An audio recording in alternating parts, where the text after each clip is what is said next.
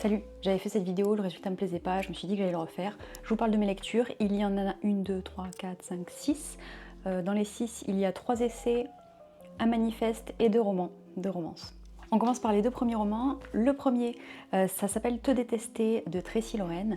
On va suivre un homme rebelle et tatoué qui s'est fait tout seul et qui a ouvert son propre shop de tatouage.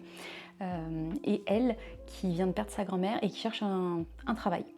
Il s'avère qu'elle va commencer à travailler dans ce salon de tatouage et va s'en suivre forcément des péripéties avec, parce que c'est la seule femme avec l'équipe et surtout avec le boss, en sachant que le boss est le frère de sa meilleure amie.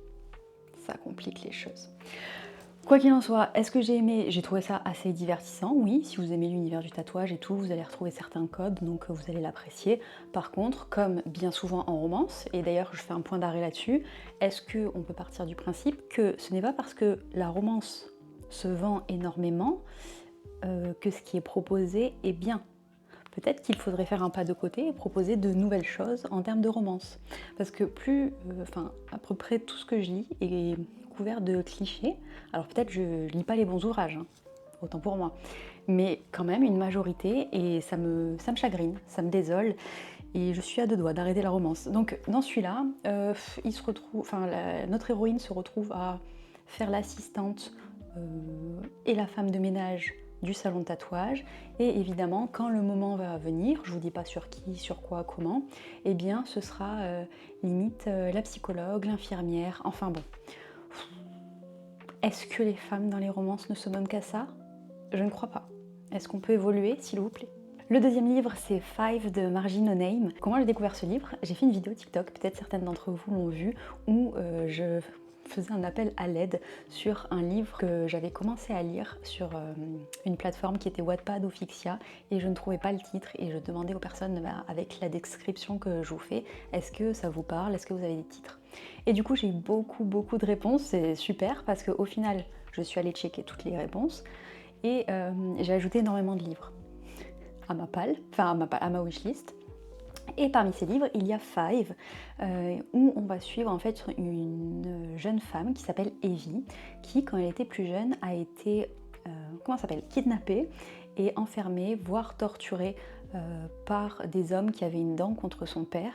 Et son but à ce jour, enfin toute la suite de son existence, a été de se préparer à sa vengeance pour éliminer un certain nombre de personnes qui lui ont fait du mal.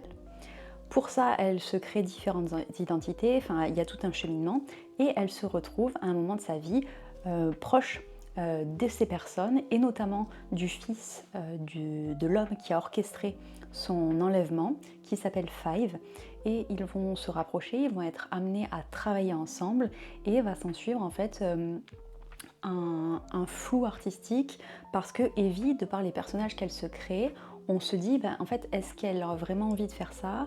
Est-ce que elle fait des choses parce que c'est son personnage qui est censé les faire, ou est-ce que c'est sa réelle volonté en tant que personne et individu? Voilà, il y a tout un questionnement à ce niveau. J'ai surtout beaucoup apprécié la première moitié. La deuxième, j'ai été moins fan parce qu'il y a des choses qui m'ont dérangée, notamment dans le fait qu'il y avait ce flou où quelquefois j'avais vraiment l'impression qu'elle subissait. Et le livre nous montrait qu'elle était quand même contente. Bref, et je trouve que cette zone de flou est très problématique à certains égards. Donc voilà, j'ai eu des problèmes à ce niveau-là. Oui, et petit ajout de dernière minute, je n'ai pas terminé Five parce qu'arrivé un moment, il y avait des petits surnoms qui étaient utilisés à base de mon petit trésor. Et moi, ça finit. On me perd complètement. Troisième livre, c'est le manifeste de Odile Chabriac qui s'appelle Sortir des bois. C'est un manifeste d'une sorcière d'aujourd'hui, comme elle l'écrit. Et en fait, dans ce livre, vous allez retrouver tout un tas de sujets différents que l'autrice aborde. Donc ça peut être des sujets en lien avec le couple, la perception du couple, l'image des femmes passées 45 ans. Il y a aussi toute la partie écoféminisme. Qu'est-ce qu'il y a encore? Le féminisme, bon, évidemment. Attendez, je regarde. La magie, des rituels, la danse, refaire le lien entre les gens parce que la société actuelle a tendance à nous séparer et à créer des fossés, alors que c'est bien ensemble qu'on peut avancer et réaliser de grandes choses, voire se réaliser. C'est là tout son propos. J'ai aimé le livre parce qu'il traite de sujets divers et moi, vu que j'ai un temps d'attention extrêmement lent, j'ai besoin de ça, donc j'étais très contente de la diversité des sujets. Il y a des sujets qui me touchaient moins, comme par exemple la magie, voilà, je suis un peu moins réceptive à cela, mais il n'empêche qu'il y a de très bons conseils quand vous êtes malade sur des concoctions à faire, donc ça j'ai aimé. J'ai aimé également la prise de position et j'ai noté une phrase qui m'a marquée parce que moi-même je l'utilise dans le milieu pro quand je m'adresse à des audiences, qui est « tous nos choix sont politiques ». Peu importe ce que vous décidez de faire, quand vous faites un choix, il est politique. Si par exemple vous allez au magasin et que vous décidez d'acheter du bio plutôt que du non bio, c'est politique. Si vous allez même chez le primeur plutôt que chez Carrefour, c'est politique. Si vous consommez du tofu plutôt que de la viande, c'est politique. Si vous avez de l'argent et que vous aidez des personnes dans le besoin ou que vous le gardez pour faire fructifier votre patrimoine, c'est politique. Bref, j'aime beaucoup ce discours, vous le retrouvez dans le livre. Et surtout, il y a cette mise en avant des amitiés, des relations que les femmes peuvent entretenir entre elles, que c'est tout aussi important, les amitiés, que la vision du couple traditionnel qu'on peut avoir, parce que ça peut nous enrichir tout autant. Bref, beaucoup de sujets très intéressants, j'ai beaucoup aimé, même s'il y avait des petites parties que voilà, je n'étais pas réceptive, mais une très bonne lecture. Premier essai dont je vous parle, c'est celui de Liane Alestra qui s'appelle « Les hommes hétéros le sont-ils vraiment ?»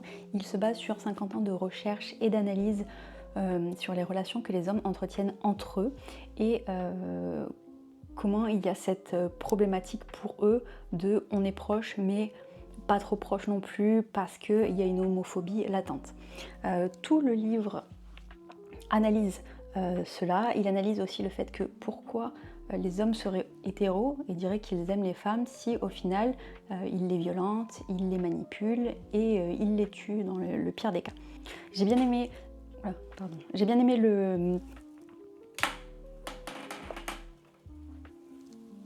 le parallèle avec la culture pop. Il y a beaucoup d'exemples qui sont cités qui alimentent le propos. Donc par exemple, on va voir Dracula, on va voir Victor Hugo, on va voir l'analyse du livre de Frédéric Becbédé qui est L'amour dure 3 ans. On va avoir la relation entre Naruto et Sasuke. J'ai beaucoup aimé tous les exemples qui étaient mis en avant parce que je trouvais qu'ils étaient très pertinents. Et j'ai eu cette sensation de, quand on lit le livre et qu'on n'est pas forcément familière avec ce sujet, c'est un peu comme s'il y avait un voile qui sautait de devant nos yeux et que tout paraissait plus clair et la lecture paraissait évidente et que la réalité était assez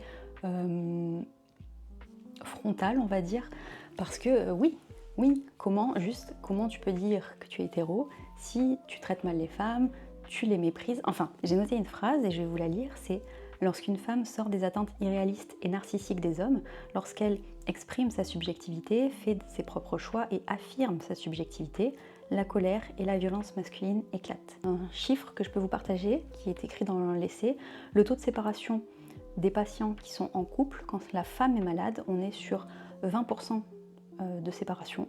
Et quand c'est l'homme qui est malade, on n'est qu'à 2%. Donc ça aussi, ça interroge sur toute la problématique de les femmes qui sont conditionnées à s'occuper des autres personnes, parce que la société fait comme ça, qu'elles ont été élevées ainsi. Tandis que les hommes, non. Donc ils ont beaucoup moins de scrupules, on va dire, ou ils n'ont même pas cette réflexion et du coup ils quittent plus facilement. Je vous conseille cet ouvrage évidemment parce qu'il se lit très bien et il est paru en poche très récemment, donc n'hésitez pas. Deuxième essai dont je vais vous parler, c'est pas un essai, c'est une enquête journalistique qui s'appelle « Formée à la haine des femmes » de Pauline Ferrari avec un sous-titre « Comment les masculinistes infiltrent les réseaux sociaux ». Donc cette enquête qu'a menée Pauline est édifiante. En tant que gameuse, je pourrais corroborer ses propos juste après avoir joué une journée à Valorant. On est vraiment sur le nectar de tout ce qui peut être répugnant et méprisant. Ça met en avant le fait que les réseaux sociaux ont accéléré énormément la propagation d'idées anti-féministes.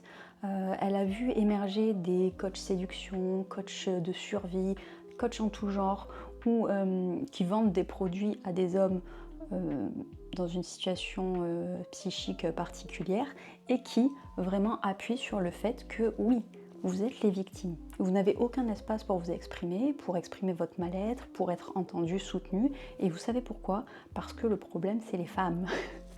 Et vraiment, quand on est de loin, on pourrait se dire « Ah, c'est un petit peu abusé ». Non, c'est la réalité, d'accord? Il y a des chiffres aussi, cet ouvrage est aussi très documenté, évidemment. Et vraiment, on ne peut pas nier la problématique actuelle, à moins qu'on se tienne très très loin de toute forme de vie. Aimez dans cet ouvrage l'intégralité. Je vous le conseille fortement, fortement si vous êtes intéressé, si vous êtes dans le milieu, simplement si vous vous intéressez aux réseaux sociaux et à l'impact que peuvent avoir les algorithmes et comment les algorithmes jouent en faveur de ces pensées déviantes qui encouragent et favorisent l'émergence et surtout le maintien de ces pensées qui absouent du coup les personnes qui traitent mal, violentes comme l'autre, manipulent les femmes, parce que les femmes sont quand même horribles pour les hommes, hein, les pauvres. Et aussi, et il y a une part importante sur le fait que les femmes, pour se sauver de situations compliquées, peuvent jouer le jeu des masculinistes en se démontrant très loyales envers ces pensées archaïques et obsolètes, en militant contre d'autres femmes. Bref, c'est très très intéressant de voir toute cette analyse. Et en termes de stats, ce qui est dit, c'est que les masculinistes prônent le fait que, vu que les hommes sont seuls, pas écoutés, etc., ce que j'ai dit précédemment, eh bien ils ont plus tendance à se suicider, et ce sont eux qui se suicident le plus que les femmes. Une étude de l'INSEE en 2019 démontre que sur 90 000 hospitalisations, eh bien 60% étaient des femmes. Et si on va plus loin, sur les 18-24 ans, les jeunes, eh bien là on est à 73% de femmes. Donc c'est bien les femmes qui commettent le plus de tentatives de suicide. Ce ne sont pas les hommes. En revanche, sur les réussites de tentatives de suicide, là effectivement ce sont les hommes qui sont le plus touchés. Donc je vous recommande fortement cet essai également. Et pour terminer, je vous parle du coût de la virilité de Lucille Pétavin, qui est une enquête sur ce que la France économiserait si les hommes se comportaient comme des femmes. Donc toute l'enquête démontre que les moyens qui sont mis à disposition et les stratégies politiques qui sont mises en place ne tiennent pas compte de la différence de genre des personnes. Et on voit au travers de l'ouvrage que, par exemple, les prisons, il y a une majorité d'hommes. On explique pourquoi, parce que la société et la culture fait que les hommes ont plus tendance à prouver leur virilité entre eux, à commettre forcément des actions répréhensibles. Il y a énormément de chiffres juste au dos, je les reprends parce que forcément je ne les ai pas tous en tête. Les hommes représentent 84% des auteurs d'accidents sur la route mortels, et on sait que le budget consacré à la prévention routière et derrière en termes d'hospitalisation est énorme. 92% des élèves sanctionnés pour des actes relevant d'atteinte aux biens et aux personnes au collège, 90% des personnes condamnées par la justice, 86% des mis en cause pour meurtre, 97% des auteurs de violences sexuelles, bref. Les chiffres sont édifiants et le propos c'est est-ce qu'on pourrait comprendre la problématique de base pour travailler dessus, ce qui permettrait en fait d'alléger énormément le budget et de pouvoir le recentrer sur des projets beaucoup plus importants. Il y a toute une analyse sur la deuxième partie du livre, je dirais le dernier tiers même, sur voilà, si on fait ça, on économiserait à tel endroit et du coup cet argent pourrait être réattribué ailleurs. Et c'est une enquête très intéressante que je vous recommande aussi. On arrive à la fin de cette vidéo, j'espère que les livres présentés vous ont donné envie, vous ont plu. Si vous les avez lus, n'hésitez pas à me partager vos avis, ça pourra enrichir la conversation. Et je vous dis à bientôt pour une nouvelle vidéo.